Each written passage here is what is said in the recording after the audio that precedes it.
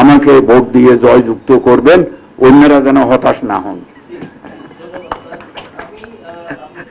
এই প্রসঙ্গে একটু বলতে চাই, আপনি আহ্বায়কের পদ থেকে পদত্যাগ করেছেন 5 আগস্টের পরে, এই 36 জুলাইয়ের পরে, এবং তখন দেশের রাজনৈতিক অঙ্গনে একটা ক্রাইসিস মুভমেন্ট চলছিল, এখনো চলছে।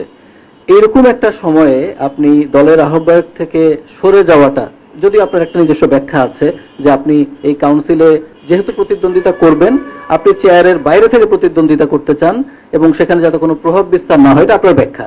কিন্তু ওইরকম একটা সময়ে সামনেই কাউন্সিল, আপনার পদ থেকে সরে যাওয়াটা আপনি কিভাবে ব্যাখ্যা করবেন? এবং এখানে এরকম বক্তব্য আছে, আমরা যে বিভিন্ন জায়গা থেকে শুনতে পাই যে আপনাকে সরকারের একটা বিশেষ পদে যাওয়ার জন্য আপনার একটা অফার ছিল বা একটা কথাবার্তা চলছিল, আপনি সেই কারণে দলীয় পদ থেকে